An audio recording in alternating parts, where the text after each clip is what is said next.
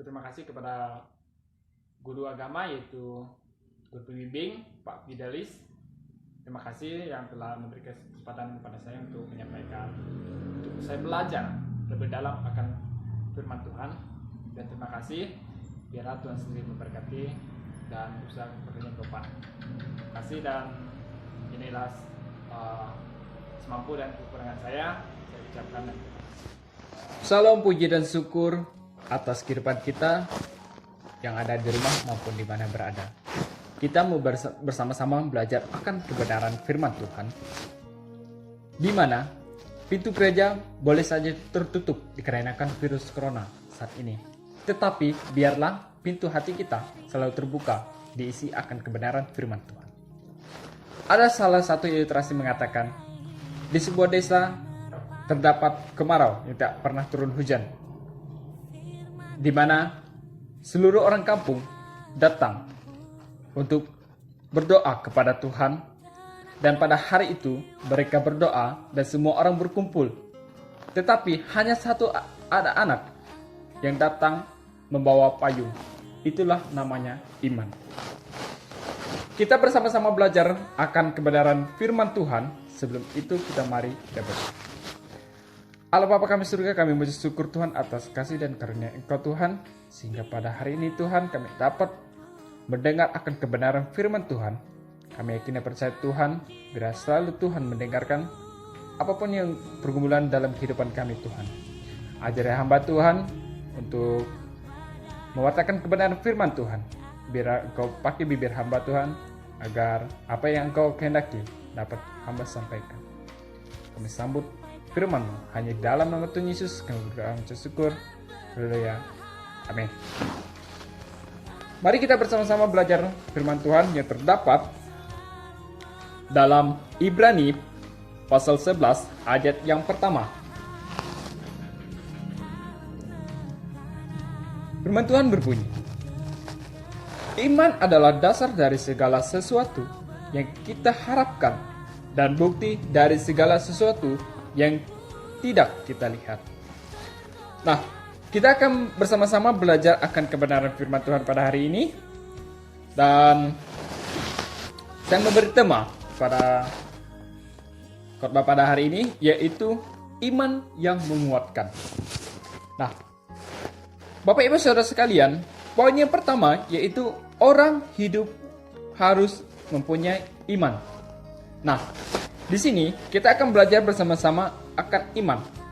Nah, setiap manusia ingin mempunyai sebuah iman, di mana di dasar iman orang Kristen adalah Tuhan Yesus. Begitu kita juga harus percaya pada akan juru selamat kita. Kita sebagai manusia dikatakan orang beriman, di mana setiap orang melakukan sesuatu harus mempunyai iman, di mana iman adalah dasar dari segala sesuatu yang kita harapkan. Dan dari segala sesuatu yang tidak dapat kita lihat. Iman tidak dapat dilihat, tetapi iman merupakan dasar fondasi bagi setiap manusia untuk melakukan sesuatu. Nah, kita akan belajar juga dalam Abraham. Nah, Bapak Ibu Saudara sekalian, dalam Tuhan Yesus, Abraham itu dikatakan sebagai orang beriman. Mengapa? Karena Abraham beriman kepada Tuhan dan melakukan semua kehendak Tuhan. Nah, itulah dinamakan Abraham sebagai orang beriman. Kita juga mau belajar akan kebenaran firman Tuhan dari judul perikop kita, yaitu iman. Kita buka dalam Yakobus pasal 2 ayat yang ke-6. Demikian firman Tuhan. Sebab seperti tubuh tanpa roh adalah mati, demikian juga iman tanpa perbuatan adalah mati. Nah, kita juga menyangkut dalam perikop kita dalam Ibrani, dan kita menyangkutkan dalam Yakobus. Jadi, iman jika tidak disertai dengan perbuatan, hakikatnya mati. Nah, demikian juga dalam kehidupan kita. Jika kita mengaku sebagai orang beriman, tetapi dalam kehidupan kita, dalam perilaku atau sikap kita tidak menunjukkan sebagai iman, sebagai orang percaya akan Tuhan. Nah, di situ kita dapat menyaksikan dalam kehidupan kita sendiri. Karena yang mempunyai iman adalah tergantung pada kita sendiri. Untuk kita berbuat baik, untuk berbuat jahat, dan melakukan semua perintah Tuhan. Nah, poin yang kedua yaitu hasil daripada iman. Nah, Bapak Ibu Saudara sekalian pasti tahu, pasti bertanya-tanya, apa sih hasil dari iman itu? Nah, kita akan belajar bersama-sama akan kebenaran firman Tuhan. Iman adalah dasar dari segala sesuatu dari yang tidak kita lihat dan menjadi dasar pegangan hidup kita. Iman itu sebuah suatu yang tidak dapat kita lihat, tetapi iman itu semua orang mengharapkan iman. Jadi dari poin yang kedua itu hasil daripada iman. Hasil daripada iman yaitu kita menginginkan sesuatu jika kita tanpa iman. Jadi apa yang kita inginkan itu sama juga tidak dapat kita miliki. Sama juga seperti kita sebagai orang percaya akan Tuhan harus beriman kepada Tuhan Yesus, di mana janji Tuhan jelas pada kita. Bagi setiap orang yang percaya pada Tuhan dan melakukan kehendaknya, maka ia akan disertai. Nah, demikian juga kita sebagai orang Kristen yang percaya akan Tuhan sebagai juru selamat kita mengerti bagaimana akan iman. Jadi iman adalah sumber dari yang kita harapkan dan menjadi pegangan hidup kita. Begitu juga dalam kehidupan kita sehari-hari berdasarkan dengan akan firman Tuhan. Nah, saya akan memberikan ilustrasi tentang iman. Ilustrasi ini tentang kehidupan kita sendiri yang pernah terjadi dan yang menjadikan dasar untuk kita bersaksi akan kebenaran firman Tuhan. Ada sesuatu dalam kisah dalam seorang anak muda. Ia sebagai anak muda yang percaya akan Tuhan dan selalu taat dan selalu berdoa dan selalu datang ke gereja setiap hari Minggu dan berdoa kepada Tuhan. Nah, pada suatu hari dia berjalan menggunakan motor dan dia telah berdoa kepada Tuhan. Tuhan, lindungi aku Tuhan sampai aku datang dengan tujuan dengan selamat. Nah, setelah dia berdoa, dia menghidupkan motor dan mengendarai motor ke tempat tujuannya. Dia meminta kepada Tuhan, pada saat dia berdoa, dia meminta berdoa seperti ini. Tuhan, aku berdoa kepada Engkau, supaya Engkau melindungi aku, agar aku selamat sampai dengan tujuan. Biarlah malaikat-Mu sendiri yang menyertai hamba-Mu. Nah, setelah dalam perjalanan, ia menggunakan motor dan dia begitu kencang sekali menggunakan motor sehingga terjadilah sebuah kecelakaan. Nah, Bapak Ibu Saudara sekalian dalam Tuhan Yesus Kristus, jadi Bapak Ibu Saudara sekalian mengerti bagaimana kisah tentang ilustrasi yang saya berikan. Kita yang kita percaya, kita sebagai orang hidup beriman, yakin dan percaya. Nah, sama juga seperti kita iman, orang juga setiap orang juga akan berpergian mengharapkan dan berdoa agar ia selamat. Dan seperti lain cerita dengan seorang pemuda yang tadi yang telah berdoa kepada Tuhan meminta perlindungan, tetapi setelah dia jalan dan menggunakan motor sangat kencang sehingga ia mengalami kecelakaan. Ia mengarah kepada Tuhan, dia menanyakan kepada Tuhan, Tuhan, kenapa aku jatuh padahal aku telah berdoa kepada Engkau.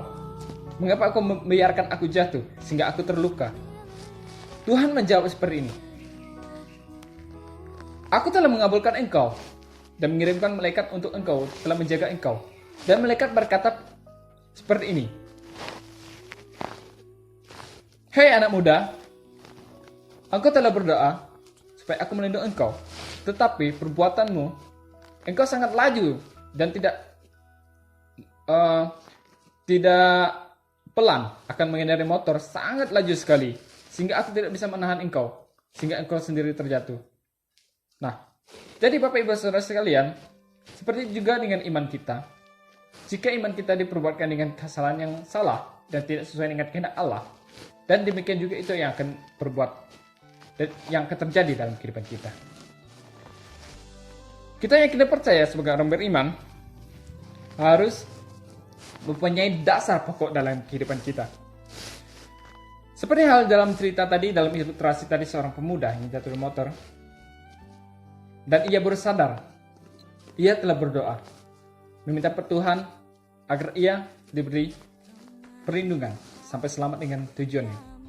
Tetapi malah ia akan jatuh. Karena apa? Karena perbuatannya yang salah. Karena ia telah mengendarai motor sangat kencang dan tidak dapat terkendali. Begitu juga dengan kehidupan kita. Bapak Ibu Saudara sekalian, kita sejauh ini kita telah mendengar kebenaran akan firman Tuhan. Dan kita akan baca firman Tuhan dalam ayat yang ke B, yaitu bukti dari segala sesuatu yang kita lihat. Nah, iman juga merupakan bukti sesuatu yang tidak dapat kita lihat. Bagaimana kita mengerti? Bagaimana kita mengerti itu adalah iman? Padahal iman itu tidak dapat kita lihat.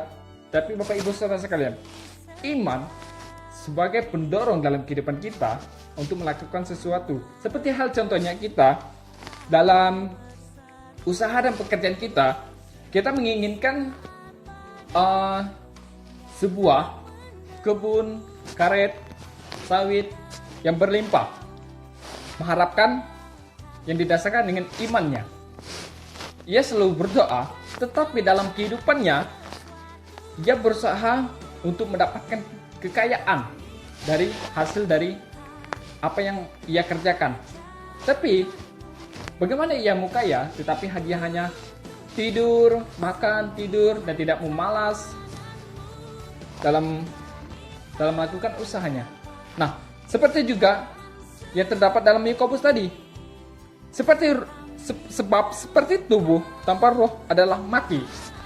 Demikian juga iman tanpa perbuatan adalah mati. Demikian juga dalam kehidupan kita, jika kita melakukan sesuatu dengan kehidupan kita sebagai orang percaya akan Tuhan selalu berdoa pada Tuhan yang yakin bahwa Tuhanlah sumber dari segala sesuatu. Sebagai orang beriman dalam Tuhan, untuk dalam ayat ini sangat menguatkan kita akan iman sebagai orang Kristen, di mana dikatakan iman, orang beriman itu ada yang mengatakan iman yang telah mati. Bagaimana Bapak Ibu Saudara sekalian ini telah katakan iman telah mati? Ia melakukan kehendak Tuhan dan selalu menjalankan kehendak Tuhan. Apapun yang ia kerjakan selalu berhasil, dan apapun yang dia doakan kepada Tuhan selalu terjadi. Tetapi satu hari ia minta kepada Tuhan, tidak Tuhan jawab, dan ia merasa bahwa Tuhan tidak mendengarnya. Tetapi dasar dari iman kita yakin bagaimana kita dalam hidup sehari-hari kita bisa makan, minum, itu merupakan berkat dari Tuhan dan mempunyai dasar iman dari kita. Karena jelas dalam Ibrani ini dikatakan bahwa iman itu tidak kita lihat, tetapi iman itu dapat kita rasakan dalam kehidupan kita sebagai orang percaya. Kita yakin dan percaya dalam kehidupan kita sebuah ayat mengagumkan dalam kehidupan kita ini, yaitu iman yang menguatkan. Jadi Bapak Ibu Saudara sekalian, dalam kehidupan Tuhan Yesus Kristus, iman yang menguatkan dalam segala hal, dalam permasalahan dapat kita lewati. Jadi Bapak Ibu, kita dalam renungan ini, biar kita selalu menjadi orang-orang yang percaya akan Tuhan, yang mengandalkan imannya, yang percaya dan bersungguh-sungguh menjalankan kehendak Allah. Dan demikian juga firman Tuhan kita untuk hari ini. Dan terima kasih. Biar Tuhan sendiri yang melengkapi akan firman Tuhan ini. Mari kita berdoa. Tuhan Yesus, kami bersyukur, terima kasih Tuhan, karena Engkau telah memakai hamba Tuhan untuk menyampaikan firman-Mu. Biarlah firman ini menjadi kehendak kami Tuhan, dan Engkau aplikasikan dalam kehidupan kami Tuhan, agar firman-Mu ini dapat kami jadikan dalam kehidupan kami sehari-hari Tuhan. Kami bersyukur Tuhan untuk hamba-Mu juga Tuhan yang akan mendengarnya Tuhan. Biar Tuhan sendiri yang pakai untuk mendengar akan kebenaran firman Tuhan. Kami bersyukur Tuhan. Di dalam Tuhan Yesus kami sudah mengucap syukur. Puji Tuhan Allah. Haleluya. Amin. Oke, terima kasih untuk khotbah saya pada hari ini, dan untuk guru pembimbing yaitu Pak Fidel. Terima kasih juga telah memberi kesempatan saya untuk melakukan khotbah, dan selebih-lebih jika ada kurang saya minta maaf, dan jika ada kesalahan juga saya minta maaf. Sekian.